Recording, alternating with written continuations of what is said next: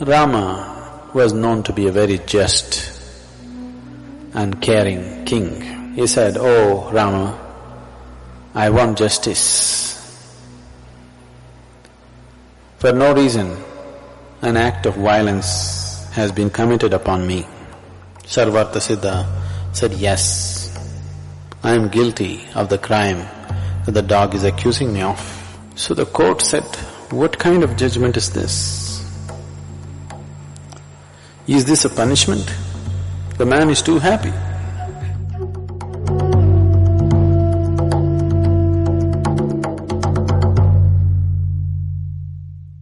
Rama was known to be a very just and caring king. Every day he sat in his court trying to solve people's problems. So that day, towards the end of the evening, towards the end of the day when he's to wind up the activities of the court, when he had finished dealing with all the people, he told his brother Lakshmana, who was deeply dedicated to Rama, to go out and see in the yard if there's anybody else waiting. Lakshmana went out, looked around, came back and said, "There's nobody else. We're done with today's business." Rama said, "Go and see, there may be somebody."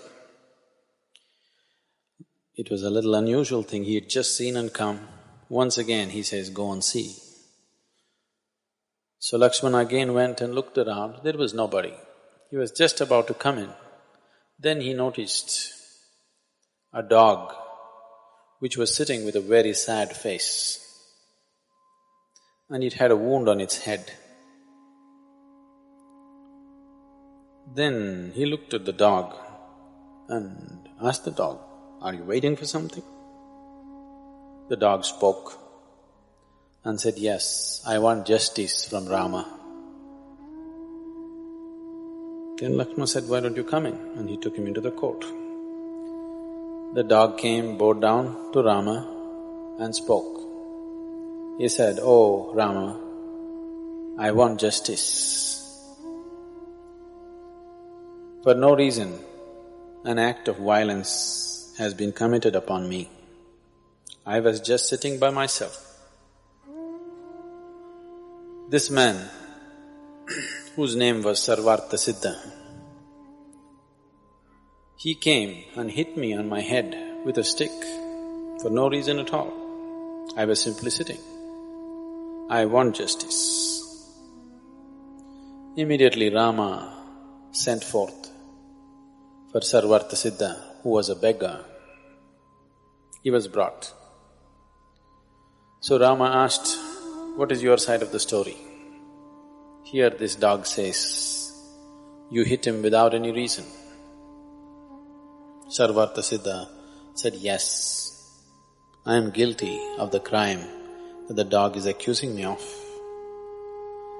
I was overtaken by hunger, I was angry, I was frustrated. This dog was sitting in my way, so simply for no reason, out of my frustration and anger, I hit this dog on its head. Whatever punishment you want to give, please give me." Then Rama put this forth to his ministers and courtiers. He said, "What is the punishment that you deem for this beggar?" They all thought about it and they said, "Wait a minute. This is a very complicated case. First of all, this is a case where a human being and a dog are involved. So all the laws that we normally know are somehow not applicable. So, it is being the king, it is your prerogative to come up with a judgment." Rama asked the dog, "What do you say? Do you have any suggestion?"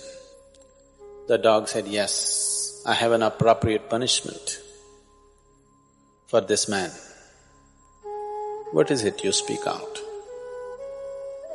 So the dog said, "Make him the chief monk of Kalinjar monastery." Rama said, so it be. And the beggar was appointed as the chief of the Kalinjar monastery, which was a very celebrated monastery. So Rama gave him an elephant. The beggar climbed the elephant too, pleased with the punishment. With great joy, he rode off to the monastery. So the court said, what kind of judgment is this? Is this a punishment? The man is too happy. Then Rama asked the dog, why don't you explain it? The dog said, in my previous life, I was the chief monk of the Kalinjar monastery. And I went there because I was truly dedicated to my spiritual well-being and also to the monastery, which was instrumental in imparting spiritual well-being to many other people. I went there with a commitment to offer this to myself and to everybody, and I strived, I did my best. But as days passed, slowly, other impressions in my mind, here and there overtook me. Mostly I remained steadfast to my purpose, but here and there it overtook me. The name and fame that came along with the chief, being a chief monk, somewhere affected me. Many times my ego performed, not me. Many times I started enjoying the simple recognition by the people as to who I was. People started treating me like a holy man. Within myself I knew I was not, but I started behaving like one, started demanding the things that should normally belong to a holy person. I did not commit myself to my total transformation, but started pretending like one, and anyway people supported me. Such things happened. And slowly, my commitment for my spiritual well-being and the people around me slowly receded.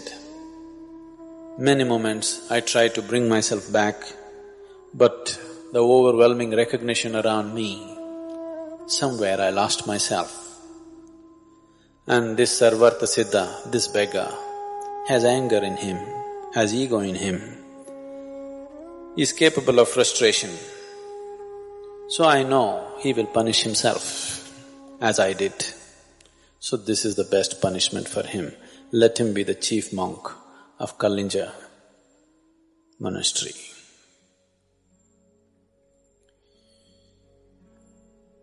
People bring enormous amount of punishment upon themselves, pain and suffering upon themselves. Not necessarily a life committed to evil. Life may be committed to spiritual well-being, life may be committed to many good things, but every day they choose and re-choose. They don't allow their destiny to take shape. They keep destabilizing themselves by constantly falling off and falling on, falling off and falling on. They will bring enormous trouble to themselves. Not because there's anything evil about them, simply because they don't allow life to form itself. It is like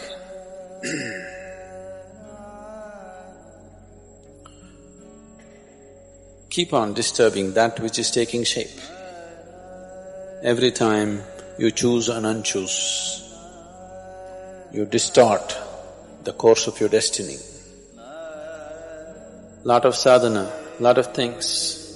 Today, if you face a frustrating situation, no situation is frustrating. If some situation you see and you get frustrated, then you unchoose from the path that you have taken. Tomorrow morning again you're on. But by unchoosing yourself for a few hours, you have destabilized the formation of your destiny, the course of your destiny. A determined mind, a mind whose determination, a mind whose choice is permanent. Once you make a choice, you make yourself choiceless. Such a mind will allow the destiny to flow the way you have chosen.